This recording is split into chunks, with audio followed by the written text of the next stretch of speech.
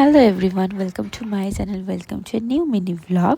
তো দিনটা ছিল রবিবার আর আমি সকালবেলা রেডি হয়ে যাচ্ছিলাম স্টেশনে বাপির সাথে। আর ওখানে মহাদি আমার জন্য ওয়েট করছিল, কারণ আমরা দুজনেই খুব স্পেশাল একটা জায়গায় যাচ্ছিলাম। একটা সাডেন প্ল্যান ছিল, যেটা আমরা অনেক দিন ধরে প্ল্যান করেও যেতে পারছিলাম না। জাস্ট আগের দিন রাত 11টার ফোন কলেতেই আমরা যাওয়ার জন্য রেডি হয়ে গেছিলাম।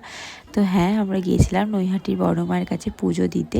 তো গিয়ে ফার্স্টেই আমরা আমাদের পুজোর ডালাটা কিনে নিয়েছিলাম।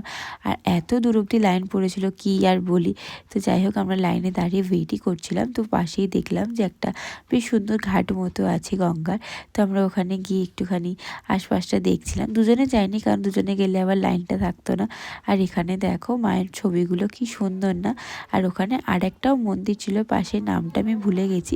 তো ওখানটাতেও একটু মাকে গিয়ে দর্শন করে আসলাম। আর এখানে একটা গোমাতা ছিল। তো যাই হোক, বাকিটা পরের ভিডিওতে কন্টিনিউ করছি। ভালো লাগলে সাবস্ক্রাইব করো।